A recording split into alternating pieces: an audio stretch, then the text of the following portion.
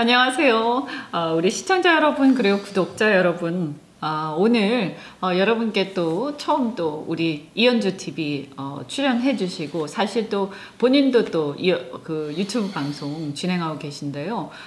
제가 아주 훌륭한 또 우리 논설위원을 평가에 맞지 않는 아주 훌륭하신 분입니다. 오늘 전영기 중앙일보 논설위원님 모셨습니다. 안녕하세요. 네, 반갑습니다. 네. 예, 중앙일보 전영기 논설위원입니다.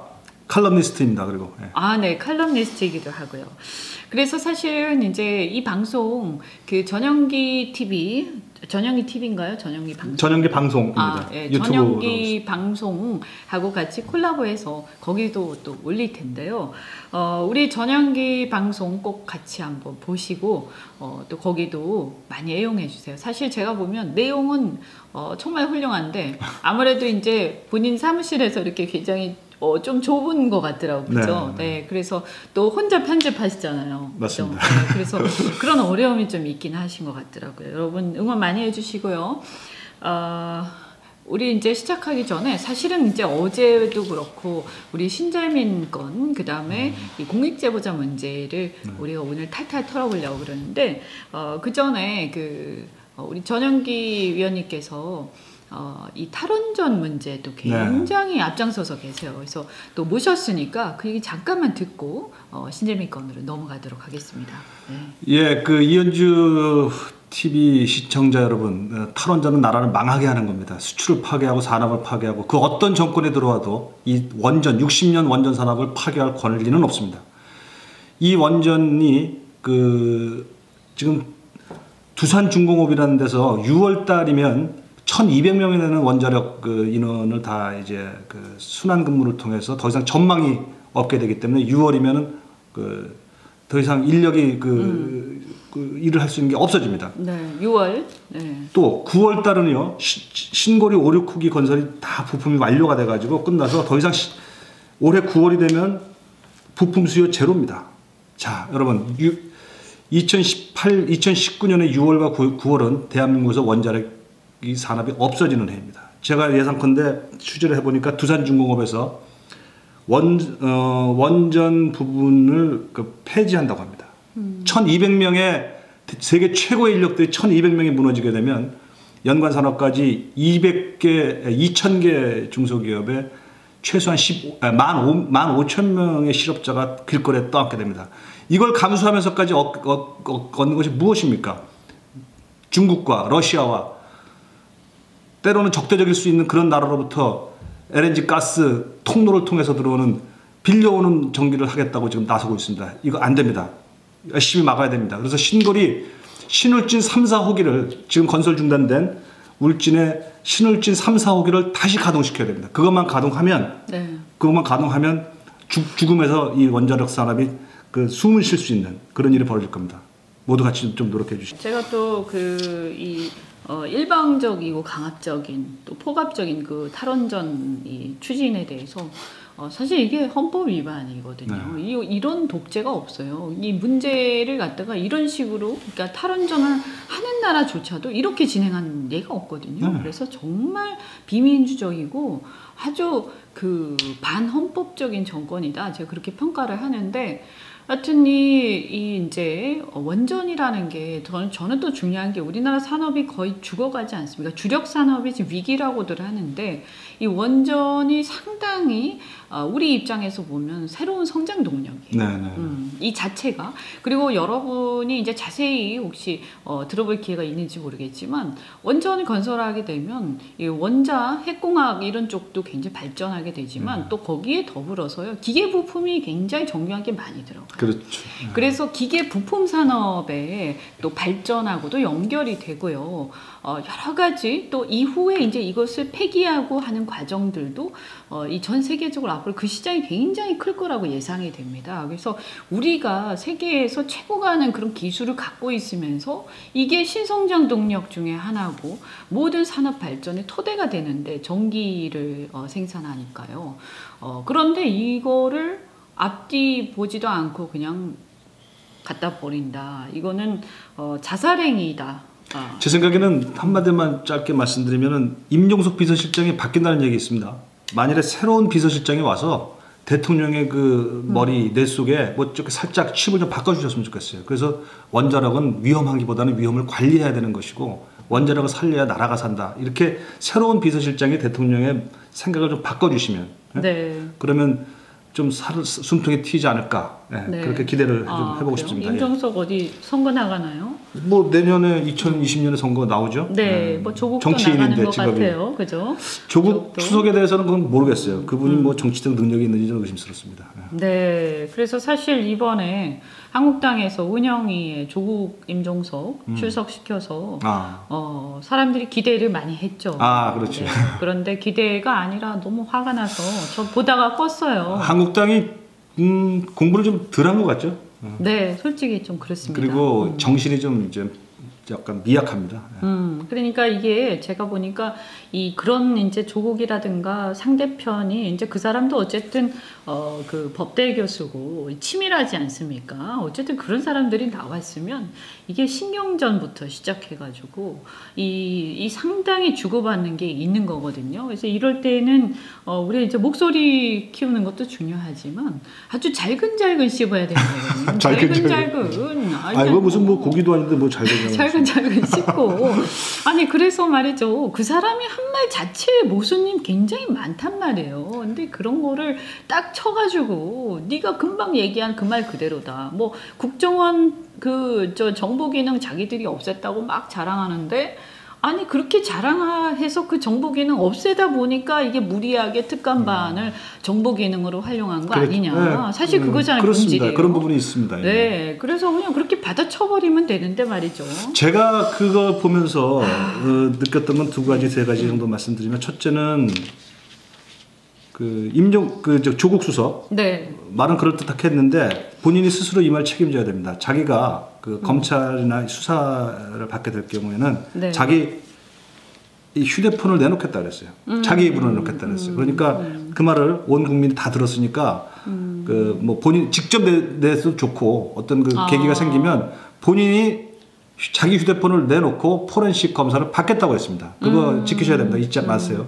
또한 조국 수석은 모든 경우에 자기는 보고받은 거 없다. 자기한테 불리한 것에 관한 경우에 보고받은 게 없다. 따라서 책임도 없다 그랬어요. 그런데 보고받았는지 안 받았는지는 별도의 조사가 필요합니다. 그래서 만일에 그 조사가 더 들어가서 보고받은 바가 있는 경우가 나오면 조국은 인간적 책임을 져야 됩니다. 인격적 책임을 져야 됩니다. 그다음에 세 번째로는 조국 수석이 놓치고 있는 세 번째 부분은 자기가 지시하거나 보고받지 않으면 그러면 청와대에는 문제가 없다고 얘기를 하는데 세상에 그런 논리는 없습니다.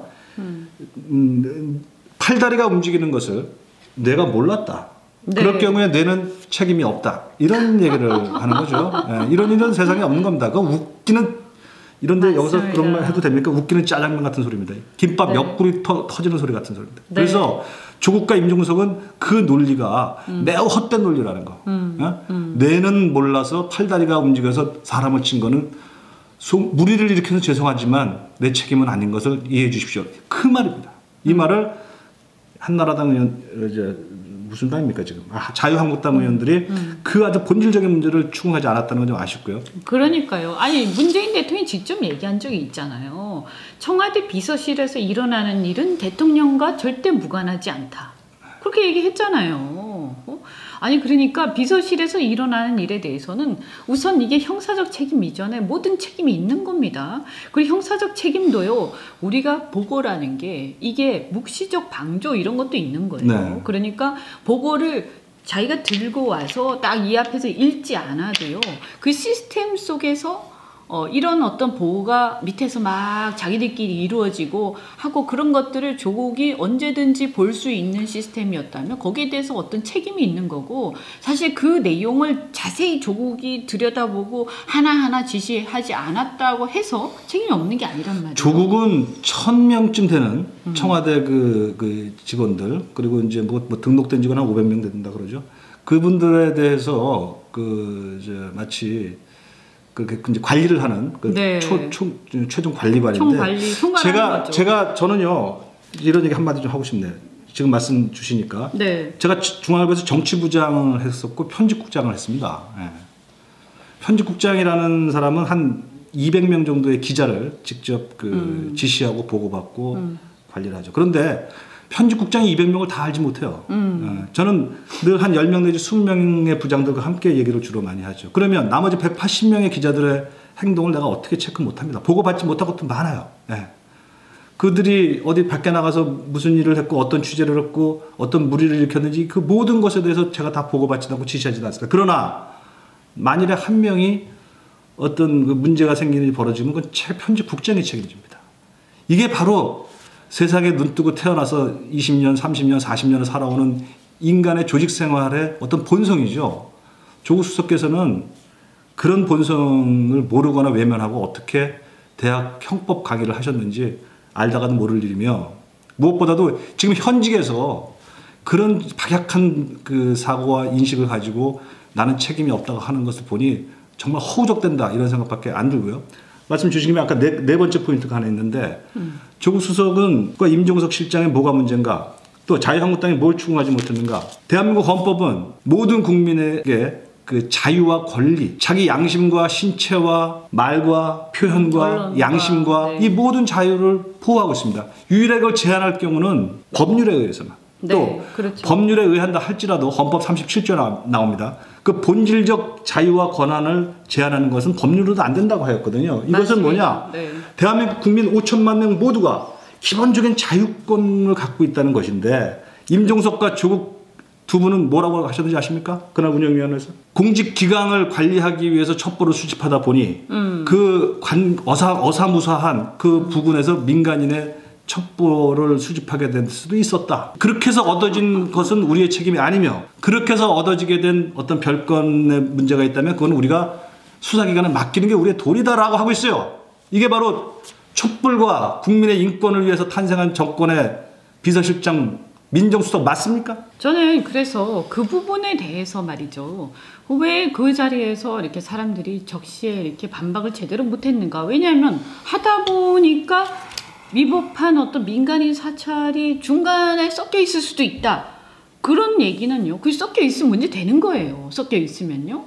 그리고 이게요. 보고를 받은 것도 있고 보고를 받지 않은 것도 있다. 근데 자기들 얘기를 가만히 들어보면 보고받은 건 다 적법하고 적법하지 않은 거는 보고받지 않았다는 건데 그러면 그 어떻게 알고 그거를 선별해서 보고받느냐 이거죠. 그렇습니다. 다 알았다는 거예요. 그러니까 선별을 했지. 본인이 했든 보고하는 사람이 했든 그런 게 섞여 있다는 걸 다 알고 있었다는 것이다. 그럼 그 자체가 저는 민간인 사찰에 대한 미필적 고의가 있다고 봐야 된다라는 거죠. 맞습니다. 그 법대 교수면서 왜 그런 걸 몰라요? 알든 모르든 그게 섞여 있으면. 편집국장이 기자의 모든 직업적 행위에 대해서 책임을 져야 되는 것처럼 조국 그럼요. 수석은 청와대 직원들이 했던 모든 그 공직 비위와 관련한 것에 책임을 져야 자기는 블랙리스트를 만들지 않았다 하는데요.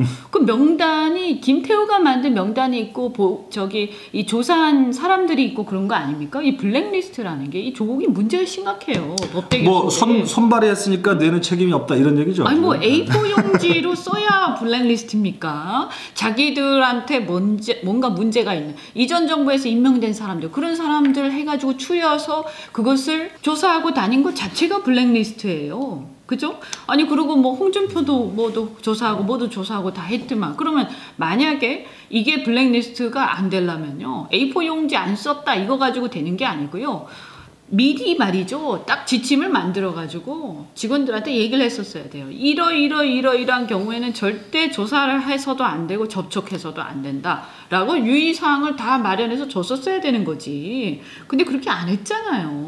그 이 사람들 논리가 정말 저는 이제 유치하다고 느끼고 그 유치한 논리에 또 더불어민주당 뭐 10명 의원들이 보니까 진짜 옛날에 제가 안타깝더만요. 운동권 학습할 때 집단 학습이라도 한 것처럼 이렇게 딱 그 항목을 나눠가지고 다 자기 주어진 부분을 열심히 연습을 했더군요. 네. 그래서 제가 보니까 말도 연습하고 난 것 같아. 무슨 어떤 의원은 정말 제가 이런 표현을 써서 죄송하지만 가소롭게도 무슨 기득권 동맹의 뭐 반격이다 이렇게 얘기하는데 그런 말 하지 마세요. 기득권은 지금 당신들이 지고 있습니다. 여당 의원님들 그렇게 하지 마세요. 기득권은 지금 여당 의원들이 지고 있는데 무슨 기득권 동맹의 반격이랍니다. 어떤 그러니까 사람이. 저도 SNS에 그런 지적을 많이 했는데 이 조국이 지금 조국을 비롯해서 이 운동권들의 문제는 뭐냐.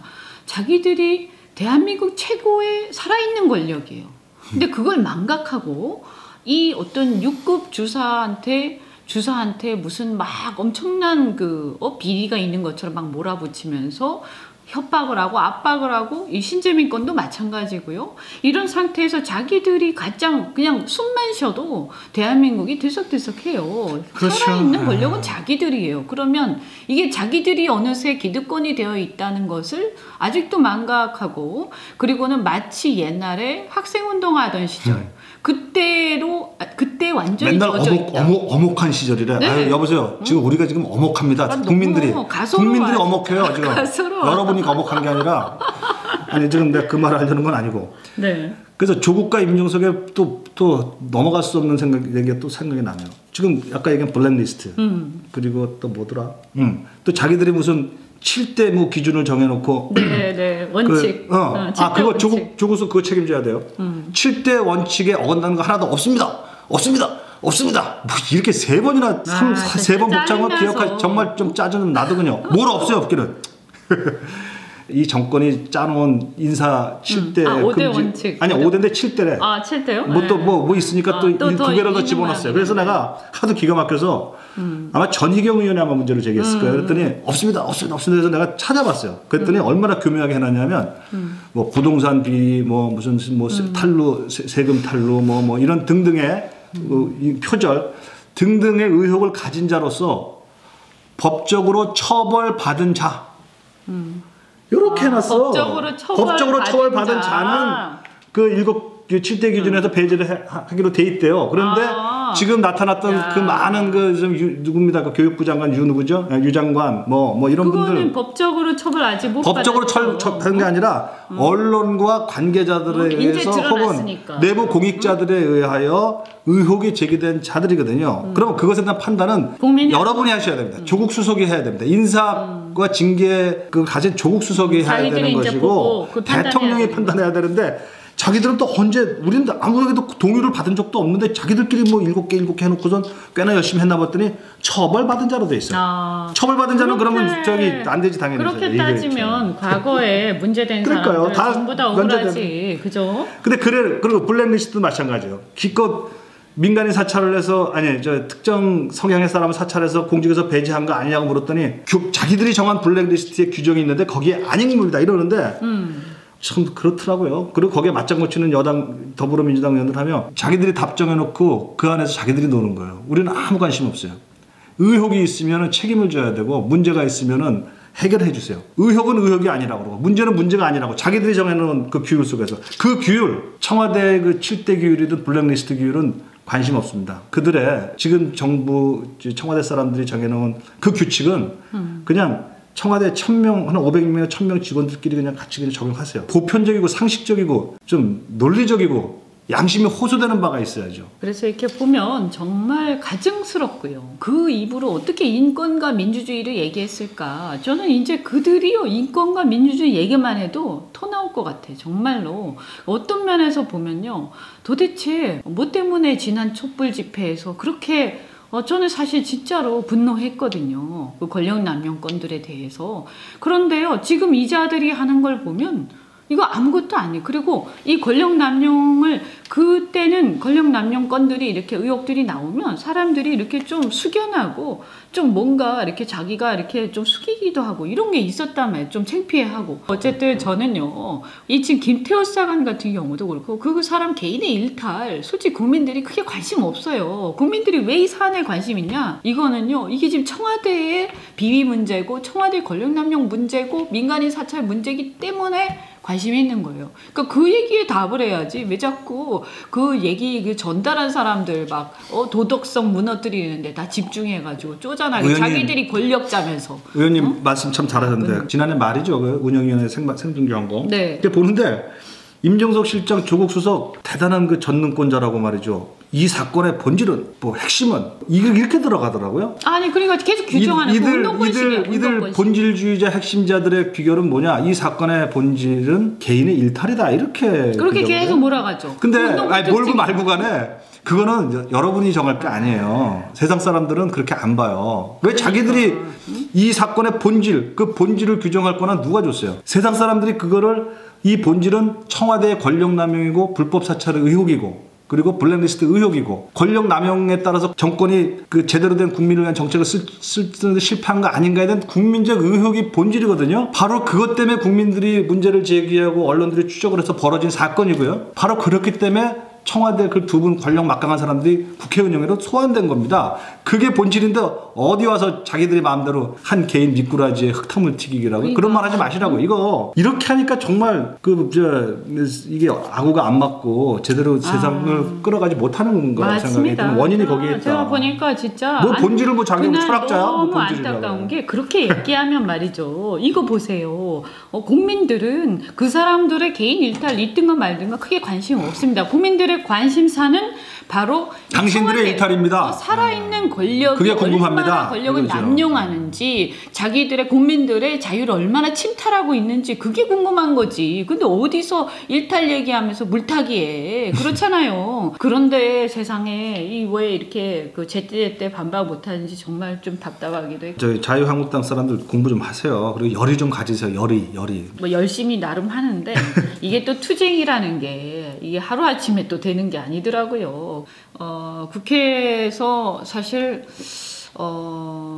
운영위원회에 당연히 들어가야 되는데요. 근데 운영위원회가 이제 원내대표가 들어가는 거란 말이에요. 네. 원내대표가 결정한 사항이죠. 네, 그래서 이제 제가 사실은 김관영 의원하고 아주 끝까지 싸웠잖아요. 그 원내대표. 원내대표 선거하셨지 참 두 분이. 예. 이제 기억이 나네요. 그때 이제 안타깝게 뭐 석패를 2표 차이든가 뭐 그죠? 네, 석패를 했는데 뭐 그거는 이제 우리 당의 구도의 차이가 그 정도 나니까요. 근데 뭐 어쨌든 간에 그런 상태이기 때문에 뭐 저보고 같이 하자라고 말하니까 그럴수록 또 같이 노선이 다를수록 동반을 해야 이 권력이라는 건 말이죠. 독점하면 강해지고 나누면 커집니다. 우리가 strong보다는 그 great가 좋은 거 아닙니까? Great is better than strong. 커야지. 제가 볼 때는 뭐 그런 이제 개개인의 문제보다는 이제 더 큰 거는 뭐냐면 이런 거죠. 당의 방향. 손학규 대표나 김관영 원내대표가 생각하는 바른미래당의 방향 뭐냐? 적절하게 양쪽을 중재하고, 그 다음에 너무 심하게 정부를 까지 않고, 기본적으로 비판을 살짝 하되, 기본적으로 협치하면서 간다. 적당한 야당. 그거 편하고 좋죠. 적당한 야당. 비슷하게. 편하고 좋죠. 왜냐하면 또 그렇게 해서 선거법 개정을 받아내야 되기 때문에. 선거법 개정을. 그렇게 해서 어쨌든 생존해야 되잖아요. 생존. 그리고 이 야권이 통합해가지고 우리가 더 큰 승리를 해야 되는데 그게 아니고 이 한국당하고의 어떤 지역적인 색깔 때문인지 모르겠지만 묘한 어떤 신경전 같은 게 있어요. 저나 이제 다른 보수 성향 의원들은 그렇지 않은데요. 그러다 보니까 이제 이것이 지금 그들끼리만 지금 당을 운영하는 거죠. 그래서 실제로 바른미래당은 지금 보면 거의 반 조각이 그 정도군요. 위대한 손학규 대표의 그 리더십이 있을 텐데 좀 잘 안 되는 모양이군요. 그분은 뭐 이미 이제 많은 분들한테 잊혀졌는데 당 대표가 좀 적당히 얘기하시죠. 네, 워낙 또 반문이 아니라 친문이라서요. 그렇군요. 그분 나중에 이제 실세 총리, 뭐 거국대학 총리라도 하시고 싶은지. 손학규 대표가 차기 총리 후보다 말 되네. 이제 문재인 정권이 이제 힘이 빠지면 본인한테 손 내밀지 않을까 이렇게 생각하시는 것 같아요. 손학규 총리론. 네, 그래가지고. 그거 제가 오늘 처음 듣네. 그러니까 지금은 안 하겠지. 근데 이제 네임도 오고, 그 다음에 이 국정 동력이 상실되면 어떻게 합니까? 손학규 총리론. 거국내각 총리 이런 거 해야 될 거 아니에요. 그럴 때 또 이렇게 기다리는 거죠. 저는 많은 사람들이 그걸 기다린다고 봅니다. 그렇군요. 박지원 같은 사람도 그럴 수 있는 거고요. 박지원 대표도 총리 하겠대? 그거 꿈이 있겠죠, 당연히. 한번 물어봤으면 좋겠다. 한번 생각해 보세요. 왜냐하면요, 거국내각 총리를 한다라고 하면 이게 야성이 강하면 안 되잖아. 그죠? 자기들 얘기를 잘 들어주는데 소속은 야당 출신 이래야 되는 거죠. 협치의 명분 속에 그죠? 이중대. 협치의 명분 속에 이 자기 말을 잘 들을 수 있는 그게 이제 손학규, 박지원 이런 분들이 지금 놀이. 그렇죠. 네, 저는 그거 한번 취재를 해봐야 되겠다. 네, 그죠? 그리고 저 한번 해보세요. 한번 물어보세요. 저 그분들한테. 저는 뭐 더 이상 말하고 싶지 않아요. 저는 이제 기본적으로 이래요. 뭐 사람한테 관심 없어요. 그 사람한테도 누구한테도 제가 사람한테 관심이 있다기보다 지금 문제는 이 나라 꼴이 이렇게 가면 큰일 난다. 그런데 이 꼴을 갖다가 우리가 막기 위해서는 사실 한국당이 좋아서가 아니라 우리 손 잡아야 된다 이런 얘기 제가 하는 거고요. 여러 단점들이 있죠. 지금 우리가 보면 한국당 얼마나 죄송합니다만 어쨌든 운영위원회에서 굉장히 아쉬웠잖아요. 아쉽죠. 그런데 그렇다고 해가지고 우리가 그러면 따로 놀 수도 없는 거예요. 왜냐하면 힘을 합해야 더 큰 적을 물리치니까 피하 구별이 뚜렷해야 되는 거거든요. 전쟁에서는. 네. 근데 이런 상태에서 어쨌든 간에 지금 이제 진로나 생각하는 방향이 다르고 그다음 야당으로서의 어떤 사명감이 현저히 떨어지면서 자기끼리 뭐 비례해가지고 살아남겠다. 저는 그렇게까지 하면서 굳이 국회의원 왜 하려고 그러나. 아니 저는 그렇게까지 할 바에는 너무 창피하잖아요. 국회 저 이렇게 봐요. 정치인은요. 곧 죽어도요 가오가 있어야 돼요. 가오. 저 진짜 우리가 가오가 없냐 돈이 없지 뭐 이런 건가? 그렇죠. 아니 돈도 좀 있어야 돼요. 그런데 그렇지. 가오가 더 중요해. 정치인은 가오가 중요해. 진짜로. 가오. 뭐 이게 나쁘게 들을 게 아니고 곧 죽어도 자기 명분이 있고 이 뭔가 국민들이 봤을 때 지도자로서의 어떤 의연한 뭐가 있어야 돼. 당당한 뭐가 있어야 돼. 멋있다. 그런 거 없으면 정치하면 안 돼요. 쪽팔리게. 제가 그 말씀 정말 들으니까 작년에 그 이선권인가 하는 이상한 인간이 있죠. 북한에. 북한에 이상한 인간 있죠. 네. 이선권 맞지? 그 인간이 우리 한국의 그 대표 기업인들한테 냉면에 목구멍 넘어가냐 할 때 제가 칼럼을 한 적 쓰고 있어요. 썼어요. 이선권 말 조심하라. 제가 그렇게 썼어요. 그래서 그리고 우리 한국 사람들 한국의 관료들 조심하라. 우리가 돈이 없냐, 국방력이 없냐, 그 열정이 없냐, 나라의 그 성공의 기념이 없냐, 우리가 가오가 없냐 이렇게 맞습니다. 썼어요. 이선건 입 닥치고. 거기서 가오 쓰셨군요. 그럼요. 우리가 가오가 없냐 내가 그랬어요. 우리 저 통일부 장관, 뭐 국방부 장관, 안보실장 이런 사람들한테 우리가 가오가 없냐, 왜 그러냐, 이선건 가만두지 말아내 그렇게 썼던 게 기억이 나요. 가오가요. 그리고 가오가 있어야 돼요. 그럼요. 그래야 또 사람들이 지지해요. 정치는 그래요. 제가 생각할 때 가오가 있어야 사람들이 지지해요. 그리고 보세요. 이번에 운영위원회에서도 조국이 더 가오를 부렸어요. 사실 너무 안타까워요. 근데 아무것도 없어도 큰 소리 치니까 어떻습니까? 그쪽은 지지하잖아요. 속이 좀 빈 것 같더군요. 그렇죠. 근데 우리도 좀 이렇게 가오가 있어야 되고 이번에 이제 저 이선건 얘기도 잠깐 나왔으니까 제가 조금만 비슷한 얘기 하자면 저는 이번에 김정은 신년사 김정은 신년사에서 보면 조건 없이 개성공단과 금강산 관광을 허용하겠다. 뭐 이랬지. 성은이 망극합니다. 뒤가 찬 거예요. 아니 누가 돈 내는데, 누가 투자하는데, 누가 굴리는데 거기를 우리가 투자자고 자기가 유치하는 입장이면 우리가 갑이고 저쪽이 을이지. 그런데 조건이 없이 자기가 조건 얘기할 문제가 아니에요. 그 계제가 아니라고. 우리가요 이거 재발 방지 대책 내놓고 이런 조건 우리가 제시하는 거예요. 근데 그런 적반하장교 그리고 그런 걸 보면서 세상에 우리나라의 많은 언론이나 이 정치권의 야권이나 또 야권이 아니 여권과 그 다음에 이중대들이 조건 없이 이 관광과 개성공단을 갖다 재개한다고 했다. 성은이 망극해서 정말 너무나 감사합니다. 이런 태도로 막 나오잖아요. 저 기가 막히더라고요. 더 기가 막힌 것은 그 연장성산에서 우리 국방부 장관이 그랬습니까? 천안함 사건. 이해할 만하다고. 이해할 만 우리가 이해할 만하면 미래를 향해서 나아가야 된다. 우리 그런 미래 가고 싶지 않아요. 네, 저 당장 옷 벗어야 돼. 우리 군인들, 우리 해군 46명을 그리고 민간인 2명을 저 찬 겨울 바닷가에 수장을 시켜놓고 할 소리입니까? 국방부 장관 정경두 맞습니까? 정경두 장관님 그게 할 소리입니까? 당신의 생떼 같은 자식 46명 해군 46명 저 깊숙한 바닷가에 수장된 거 기억하세요? 2010년 3월 제가 중앙선대위라는 편집국장 할 때 그날 저는 언론이 민간인으로서 치를 떠는 그 순간을 참을 수가 없었어요. 그때 그 순간 제가 그때 지금 지난 얘기지만 그때 김숙 아마 국정원 차장인가 그분한테 내가 전화를 걸어서 반동강이 탁 났다는 소리를 듣고 저놈들이 어뢰로 저렇게 반동강을 냈구나. 이게 막 치가 떨렸던 게 저도 그런데 그때 아마 저분은 정영도 국방부 장관은 아마 합참에 무슨 작전본부장 좀 했겠지. 그거 기억 안 나세요?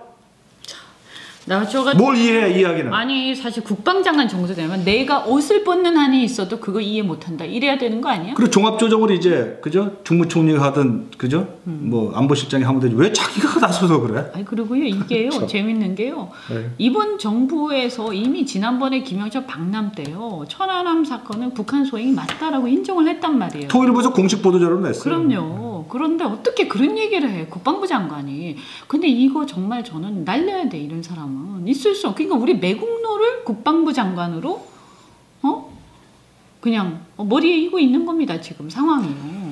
아 지금 옆으로 좀 샜어요. 좀 우리가 좀 이렇게 흥분하다 보니까 다시 저 메인, 다시 네, 메인으로 다시 들어가서 메인으로 돌아가시죠. 네. 그래서 이제 우리가 지금 이 민간인 사찰 문제 그 다음에 이 권력 남용 문제 이게 왜 문제가 심각하냐. 우리가 자유민주주의 국가인데 개인의 자유를 국가 권력이 이렇게 위에서 감시하고 자기들의 어떤 권력을 유지하기 위해서 계속 악용하고 이것을 다 들여다보고 있는 이런 어떤 그 빅브라더 같은 사태 이거 무시무시한 상황인 거예요. 이거 방치하면 절대 안 됩니다. 그런데 이걸 이제 어떤 이제 그 신재민 그죠? 신재민 전 사무관이라 굉장히 젊은 분이에요. 보니까 아주 뭐 맹랑하달까 굉장히 참 좀 신선하기도 하고요. 이 의원이 10년 전쯤이면 신재민 씨처럼 그랬을 것 같아요. 예. 신재민이 나이가 들면 우리 이 의원처럼 그렇게 될 것 같아요. 좋은 얘기시죠. 네, 좋은 얘기죠. 발랄하고 경쾌하고 네. 항상 웃고 웃으며 살려고 해도 하면서 끝까지 자기의 그 가치관을 유지하고자 하는 그죠? 감사합니다. 비슷해요 아주. 네. 아니 그래서 저는 이분 보면서 야 이게 남일 같지 않더라고요. 왜냐하면 이제 젊은 분인데 약간 제 젊었을 때도 딱 생각이 나고 그러면서 이분이 뭐라고 했냐면 촛불 집회 나갔다고 그랬는데 그때 자기의 어떤 순수한 마음을 얘기를 하더라고요. 물론 지금 와서 보면 진짜 그때 그게 뭐였나 싶기도 해요. 그런데 어쨌든 간에 이 젊은 마음에 나라가 조금이라도 이 정의롭게 가야지 이건 아니지 않냐라고 하면서 자기도 이제 문제의식을 갖고 있었는데 근데 정권이 바뀌고 나서 하는 꼬락서니를 보니까 이건 아니다 이런 거죠. 그래가지고 그래서 이 사람이 사실은 저는 굉장히 순수한 것 같아요. 아직까지 뭐 제가 자세한 걸 알지는 못하지만 제가 여기 오면서 국자 여러분께 한번 주의를 환기시켜드리죠. 신재민이 우리에게 남긴 원본이 2개가 있습니다. 12월 28일에 나온 게 하나고요. 12월 30일에 나온 게 두 개입니다. 네. 그리고 올 1월 2일에 한 것은 이제 기자회견이고. 네. 그런데 기자회견부터는 지금 온갖 세력이 다 간섭을 해가지고 헷갈립니다. 그런데 원본으로 돌아가 보세요. 유튜브에 가가지고 신재민 유튜브를 탁 치면은 12분짜리가 1번이 나와 있고요. 본인이 다 얘기한 거예요. 6분짜리가 2번이 나왔습니다. 12분짜리는 그 KTNG 사장 교체 그 시도 사건. 네. 그리고 2번, 6분짜리 2번은 아주 약간 불안한 그 분위기 속에서 지금 적재국채 발행 시도, 청와대 지시 시도. 이걸 12분짜리, 6분짜리를 했어요. 제가 그걸 몇 번이고 돌려들었습니다. 여러분 제가 그걸 권해드리겠습니다. 그 되도 않은 그 평론가들 얘기, 이상한 사람들 얘기, 혹은 여러 세력들의 얘기 다 듣지 마시고요. 들은 건데 더 중요한 건 신재민이 우리 국민을 향해서 얘기했던 18분, 도합 18분. 진짜 그걸 들어야 돼요. 네, 12분짜리, 6분짜리를 한번 들어보시면 우리 신재민의 마음에 접할 수가 있습니다. 네. 저는 그걸 들어오면서요. 12분짜리에 그런 말이 나오더군요. 신재민의 오늘을 만들었던 몇 가지 사건이 있었어요. 첫째 사건은 2016년 최순실 박근혜 게이트가 벌어졌을 때 첫 번째 자기 그 공무원 사무관 선배가 한 명이 있었는데 그 사람이 문체부로 발령을 받고 갔답니다. 문체 발령 나가갖고 한 일이 뭐였냐면 K재단 있지 않습니까? 네. K재단을 그 절차와 이런 걸 넘어서도 아주 순식간에 하루 만에 K재단이 허가가 났지 않습니까? 네네. 그거를 개입했던 사람인 모양이에요. 그 선배가. 그래서 그 자기의 기재부 사무관 선배가 문화부에서 했던 그 일 때문에 그 청문회 최순실 청문회에 나가서 증언을 했던 것을 봤던 것을 첫 번째 이 사람의 충격을 줬던 한 장면으로 기억하고 있습니다. 그것을 보면서 공무원은 저러면 안 되겠구나라는 걸 간직했다는 거죠. 그 절차와 법과 투명성을 따라서 해야 된다 이런 걸 배웠다는 거고 두 번째는 또 다른 경우예요. 또 다른 사무관 선배는 저녁에 술 한잔 하면서 그 K재단에 이게 2016년 얘기입니다. 네. 그 K재단에 최순실 K재단에 저번에 삼성 뭐 이런 여러 재단에서 돈 냈잖아요. 150억, 100억 뭐 이런. 많이 기부를 했죠. 근데 기업들이. KTNG도 기부를 하라라고 내려왔답니다. 아. 근데 KTNG는 민영화된 공공기관이라 그런지 그리고 이제 거기 또 주주가 정부 아니겠어요? 정부인가요? 그럼 외국인이 많고 외국인 2대 주주가 기업은행이에요. 근데 기업은행, 그렇지. 기업은행은 그 정부가 임명권을 행사합니다. 그래서 그런 연고로 그걸 담당했던 KTNG 담당 자기 선배 사무관이 자기가 선을 걷답니다. 거기에 우리 출연 못한다. 기부금을 하지 못한다. 이런 말을 하면서 멋있네. 네, 멋있잖아. 멋있네. 그 KTNG가 그래서 기부를 안 하게 된 배경이 거기에 있어요. 그래서 이 또 감명을 두 번째 선배 사무관 얘기 들으면서 그래 나도 저 선배 사무관처럼 할 거야 이렇게 마음을 먹었던 겁니다. 그러면서 이 신재민이가 또 배웠던 세 번째 공무원 선배가 있어요. 국장입니다. 그 박형광인가 지금 한짝 뜨는 국장 그분데 그 국장이 말이죠. 그 국장이 적자 국채 발행을 하라. 4조 8천억짜리 적자 발행을 하라. 처음에는 8조 7천억짜리 적자 발행을 하라고 그랬었어요. 근데 그거는 안 된다고 해서 무산시키니까 그럼 4조 7천억짜리라도 해라 한 것을 그것도 안 된다고 막았어요. 그 안 된다고 막은 사람이 바로 그 국장이라는 선배예요. 박 국장이죠. 네. 그분이 또 아주 자기 온몸을 직을 걸고 던지면서까지 해서 김동연 당시 부총리를 설득한 겁니다. 하지 말자고. 네네. 그래서 설득이 됐고 근데 청와대에서 다시 연락이 왔어. 그래도 하라고. 그런데 그걸 끝까지 거절했어요. 그랬던 선배를 보면서 나도 저 국장님 같은 분이 있다면 나도 여기 그런 사람이 되겠다. 이렇게 신재민이라는 사람이 32살 청년인데 이 청년의 그 인생의 공직 인생의 그 빛과 어둠을 줬던 3명의 선배들이 있었고 신재민은 그런 선배들처럼 살고 싶었던 겁니다. 그래서 신재민이는 첫째 KTNG 사실이 딱 입수가 되자 그거를 내부자 폭로로 MBC에 보도를 했던 것이고요. 네, 그리고 그 결과가 위대했던 거예요. 그래서 결국 KTNG에 청와대가 원하는 개입하는 걸 막았습니다. 이건 막았어요. 이 신재민이라는 그 위대한 젊은 친구의 공입니다. 네. 그 다음에 4조 7천억 적자 국채 발행하라는 것도 신재민이가 그때 국고총괄 담당이었어요. 대한민국에서 그 정부 운영은 사무관이 다 한다는 거 아닙니까? 그렇죠, 그래서 사실은. 담당자가 겪었던 일을 쥐고 국장의 지시를 받아가면서 열심히 해서 막았어요. 그래서 적자 국채 발행하는 것도 중지시킨 정말 위대한 공무원인데 이걸 가지고 말 나온 게 좀 할까요? 전 특정인을 검명하기 정말 싫지만 손혜원 의원을 검명하지 않을 수 없습니다. 네. 손혜원 의원 분이 맨날 헛발질만 하더니 어저께는 또 신재민은 두 개의 불발탄이 터졌다. 하나는 KTNG 개입하려고 했는데 결과적으로 개입되지 않지 않았느냐. 그러니까 내용도 모르면서 적자 국채를 하라 그래서 하지 말자고 했는데 결국은 안 하지 않았느냐. 그렇기 때문에 안 한 거지. 근데 그 이유가 그 KTNG의 외국인 그 주주랑 그리고 기재부 공무원의 그 직업 정신에 투철하는 이 국장 신재민 같은 막았기 때문에 그런 건데 마치 최종적으로 불발탄이었다라고 하면서 신재민 오히려 욕을 해요. 그분이 누구예요? 손혜원이라는 사람이. 그러니까 손혜원님 내가 이 말 한마디 해드릴게. 손혜원님 불발탄이죠. 근데 불발탄이라고 해서 불법탄이 면제된 거 아니에요. 불법으로 제조된 폭탄이거든요. 터지진 않았지만 그 불법성을 끝까지 파고 들어야 되겠습니다. 청와대가 의무 없는 일을 공무원에게 강요하고 청와대가 자기 권한에 넘는 일을 공무원에 강요한 죄, 이 죄가 바로 최순실 박근혜를 깜빵으로 가게 한 죄거든요. 마찬가지로 과연 그렇지 않은지 따져볼 일입니다. 사실은 여러분이 꼭 알고 계셔야 될 게 뭐냐면 이게 그냥 자기가 그냥 관전자 입장에서 얘기한 게 아니에요. 자기가 겪은 걸 얘기한 거고 자기가 막아낸 거를 얘기한 겁니다. 그때 그렇게 했기 때문에 이분과 그 국장이 함께 막았기 때문에 이걸 우리가 사실은 지금 와서 불발탄이라고 얘기를 할 수가 있는 거죠. 불법탄이에요. 네, 그럼요. 근데 이게요, 사실은 우리가요, 그 KTNG 사장의 압력 이런 것도 보면 이게 참 대단하지 않습니까? 어떻게 말이지, 정부가 직접 출자한 공공기관도 아니고, 민간 기업이잖아. 근데 민간 기업에다가 그것도 2대 주주야. 근데 정부도 아니고 한 번 이렇게 순환 출자 해가지고 그렇죠. 말하자면 세탁한 거 아닙니까? 그래 기업은행이 2대 주주인데 거기까지 마술을 뻗친다. 제가 깜짝 놀랐어요. 그렇군요. 야, 특히 이런 민간 식으로- 기업에서 일을 해보셔갖고 아, 있을 수 없는 경험이 있으시겠죠. 일입니다. 그럼요. 저는요, 이거 정부가 이렇게까지 한다. 이 KTNG에서 보면요, 그 직원들이 마음이 어떻겠어요. 아. 그리고 이 KTNG라는 게 결국에는 독점 기업 아닙니까? 네, 그죠? 그렇죠. 일종의 독점이죠. 그거 사실상. 뭐 하는데요? 담배 만드는데요? 그렇죠. 이제 옛날 전매청이죠. 전매청. 네. 그런데 요즘에 이제 수입 담배가 많아져서 사실 이제 국내에서는 독점이지만 해외하고 같이 경쟁하니 좀 이제 상황은 다릅니다만 지금 이런 어떤 그 옛날에 그 독점을 하다가 민영화한 기업들을 아직도 정부가 영향을 미치고 있는 네. 이런 상황들.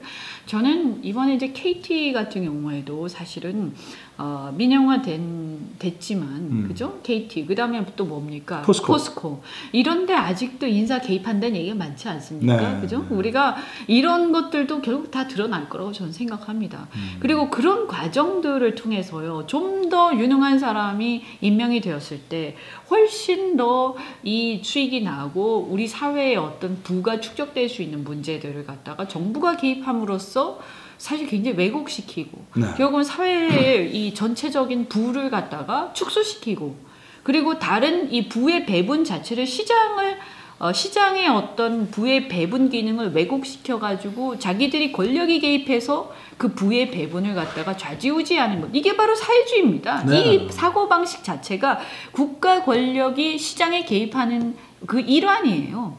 그러니까 저는 이런 식의 어떤 그 국가 권력이 시장에 개입해서 자원 배분을 자기들이 왜곡하는 것을 굉장히 당연시하는 이 사고방식. 네. 이거 용서할 수 없어요. 이거 헌법 위반입니다. 완전히 머릿속에요. 위헌적 생각으로 가득 차 있는 거예요. 이 운동권들의 특이한 어떤 방식 그 사고라고 저는 생각하는데 이 국가부채라는 게요. 우리 저 위원님 이게 이 만약에 이게 그 사실 불발로 끝나지 않고요. 이렇게 막아내지 못하고 그 처음에 청와대에서 시도했던 대로 적자국채 발행을 했다라고 하면 사실은 이게 일종의 분식 아닙니까? 분식. 아, 고의적 회계 분식 되겠습니다. 그 삼성 바이오로직스가 생각이 나네요. 고의적 네. 회계 분식이에요. 그러니까 국가의 재정을 고의적으로 회계 분식하는 겁니다. 그래서 마치 정치적 의도가 있는 거죠. 뭐 지난 정부의 어떤 좀 채무를 늘린다든지 또 자기들 나중에 저 정권 말기에 좀 쓸 돈을 좀 더 축적해 놓자 이런. 그게 정무적 고려입니까? 그걸 이제 자기들 위주의 정무적 고려죠. 예. 근데 국민들이 봤을 때는 이거는 저는 어떻게 보냐면 이거 배임이에요. 배임. 권력을 가진 자가 권력 직거예요. 국민 주권이잖아요. 그러니까 주권자는 국민입니다. 근데 국민들로부터 위임받은 권력을 남용해서 그러네. 그래서 국민들한테 위임받았을 때 내가 지켜야 할 어떤 의무가 있어요. 책무가 있어요. 네. 그런 관리 선관주의 의무를 위반해 가지고 내가 배임행위한 거예요. 선관주의, 선량한 관리인. 네, 그죠? 선량한 관리자의 당신은 오너가 수임. 아니다. 그렇죠. 5년 있다가 떠나갈 관리자일 뿐이다. 왜 선량한 사람이 배임하고 사기치는가? 이런 거예요. 그러니까 국민들이 주권자니까요. 말하자면 주주예요. 주주고요. 주주들이 주주들이 말하자면 이 청와대 이 정권을 잡은 사람들한테 권력을 일시적으로 위임했단 말이에요. 선거를 통해서. 그리고 위임을 했으면 이게 이제 말하자면 어떻게 보면 경영진인 거죠. 일종의 네. 관리자인 거죠. 네. 관리자 맡겨놨으면 국민들의 이익에 부합하게 써야 될 거 아니야. 네. 그런데 이런 거에 말하자면 사장이 내가 이거 위임받았는데 내 임기 좀 늘리고 내 월급도 좀 늘리고 이래야 되니까 자기가 막 늘려. 자기가 받으려고. 그러니까 이제 속이고 근데 이게 또 분식까지 해. 분식까지. 거짓말. 분식해가지고 막 실적 막 부풀린 다음에 그다음에 그전 선임자 막 깔아뭉개가지고 막 이상하게 이렇게 또 나쁘게 막 물들이고 막 이렇게 이상하게 또 왜곡시킨 다음에 그렇게 보고를 하고 그렇게 회계 보고를 하고 사업 보고를 하고 공시를 하고 그렇게 하고 나서 자기가 자기 이득 취하는 거. 이게 뭡니까? 이게 배임이지. 근데 이게 그냥 업무상 배임이 아니라 국가 권력을 잡고 배임을 한 거기 때문에 이거 어마어마한 거예요. 실제로 그 범죄가 실천이 됐었어요. 지금 그렇죠. 우리는 이제 미수 사건 2개만 생각했는데 하나 더 있습니다. 기수 사건. 서울신문? 서울신문도 물론 있죠. 기수인데 이 신재민이 직접 관리했던 그 국고과의 일인데 2017년 11월 14일에 1조 원의 뭐라 그럽니까? 조기 상환. 바이백이라고. 바이백이 그러니까 조기 상환. 그 빚을 그때 세수가 한 15조 원이 나서 그중에 1조 원을 빼서 바이백, 조기 상환을 하겠다라고 미리 그 기자들한테 다 알리고 보도자료까지 만들어서 기재부 전체 그 합의가 된 사항입니다. 네. 김동연 부총리 사인까지 받아가지고 그래서 그걸 냈어요. 11월 14일에 내서 3시 반에 엠바고니까 3시 반부터 기사를 쓰십시오 하고 낸 사안인데 네. 그 30분 전에 이름 외워두세요. 차영환 청와대 차영환 비서관. 경제정책비서관이라는 사람이 신재민 옆에 있던 국장과 과장 이 두 사람한테 전화가 온 겁니다. 와서 취소하라 이렇게 얘기를 했어요. 그래서 엠바고 풀리기 30분 전에 쫙 취소했어요. 그런 기자들도 다 알지. 네. 그리고 보도자 남아있어요. 그런데 이 차영환이라는 사람 뭐라는 줄 아세요? 지금 국무총리실 가 있는데 국제 상황 동향을 알기 위해서 전화를 한 것이지 취소를 시키려고 한 것이 아니었다라고 했는데 그걸 취소할 그러니까 그게 그거 없었는데 좋다고. 취소한 거 아니에요? 사실을 알아야지 세상이. 어떻게 청와대 비서관이 전화하고 30분 후에 그리고 옆에서 신재민에게 들었다는 거 아닙니까? 이게 전원이 아니라 겪은 거예요. 그걸 아니라고 지금 저렇게 발동을 해야 되고. 아니 그리고 사실 갑자기 취소된 거 맞잖아요. 갑자기 취소된 거 맞고 팩트고. 근데 그런 일들이 근데 이 신재민을 고통에 빠뜨렸던 것은 근데 이 청와대 반격이 뭔지 알아요? 기재부 공식 반응이 그거 그렇게 해갖고 손해 본 거 1조 원 발행해서 금리가 올랐던 게 거의 미미한 수준이다 이렇게 얘기를 해. 그런데 그거 아니지. 이 투명한 물에 빨간 물 반방울만 떨어져서 쫙 붉어지거든요. 이게 뭐냐면 국민 신뢰를 잃은 거예요. 이 신재민이 이렇게 얘기합니다. 맞아요. 기재부 누구님 맞아요. 미미할 수 있어요. 그렇지만 제가 문제 삼고 있는 그것이 아니라 페이백을 하기로 했다고 한 달 전에 얘기해놓고 맞아. 네. 그 앞에 30분 전에 취소한 그 행위 한다고 해놓고 안 하기로 한 그게 더 무서운 겁니다. 그래서 그것 때문에 채권 손해를 본 기업들 그리고 실제로 금리가 올라가지고 본 개인들 그게 어마어마하다라는 것을 신재민은 얘기하거든요. 바로 그 점입니다. 그러니까요. 국채를 그때 실제로 이제 실행된 범죄가 그겁니다. 네, 기억하시겠지만 그 당시에 말이죠. 갑자기 취소됐단 말이에요. 네. 근데 갑자기 취소가 되면서요. 그 일시적으로 어쨌든 금리 급등을 했어요. 바로 그 점이에요. 그 점 때문에 손해 본 사람이 얼마나 많나요? 급등하면서 채권 시장이 굉장히 정부를 불안정해진 믿고. 거지. 채권 시장이 불안정해졌는데 우리가 여러분 알다시피 국채 시장이라는 거는요. 안정적이어야 되는 거예요. 이게 특징이거든. 그런데 국채 시장이 요동을 쳤다고 일시적으로. 그런데 요런 아까 말씀하신 것처럼 한 달 전에 보통 정부가 입장을 발표를 한단 말이에요. 그래서 그런 것들을 다 신뢰하고 증권가라든가 여러 이제 딜러들이 거기에 맞춰서 고객들한테 설명하고 거기에 맞춰서 매입을 하고 매각을 하고 다 한단 말이에요. 그리고 많은 투자자들이 거기 맞춰서 또 외국인 투자자들도 있을 거 아닙니까? 그래서 이게 결코 저는 미미한 게 아니다. 왜냐하면 우리가 시장이 있는 그대로 자연스럽게 흘러갔을 때 손해볼 수도 있고 여러 가지가 있지만 자본주의 사회에서요. 이 시장에다가 정부가 인위적으로 어떤 압력이나 뭔가를 가해서 시장을 왜곡시키고 비트는 것은요. 그걸 통해서 이게 분식이 되고 아까 분식 얘기도 했지만 또 이런 식의 어떤 갑작스러운 결정을 갖다 순전히 정치적 결정을 해가지고 그걸로 손해 입은 사람들이 있잖아요. 그러니까 이거 취소 안 됐더라면 이익을 어느 정도 봤을 텐데 이게 취소되는 바람에 손해가 커진 사람들이 있겠죠. 네. 그죠? 이 사람들에 대해서 저는 이 배임행위를 한 자들 전부 다 책임져야 되는 거죠. 그 밑에서 시키는 대로 한 게 중요한 게 아니고요. 그래서 결정하고 권력을 가지고 이 거절할 수 없게끔 저항할 수 없게끔 밀어붙인 사람들 이 사람들이 책임져야 되는 거예요. 이거 권력 남용. 네, 근데 이거 아주 저는 이렇게 생각해요. 요 적자국채 발행 요 부분이요. 사실은 그 여파나 여러 가지 어떻게 감히 이런 생각을 할까 싶을 정도로 이거는 과거 정부에서 K스포츠 뭐 이런 거 있잖아요. 그거하고는 차원이 다른 맞습니다.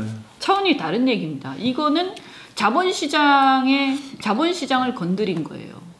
아주 정말 이거는 체제의 근간을 건드린 거고. 이거는 자본주의 체제를 건드리는 겁니다. 이거 무슨 이런 나라가 다 있습니까?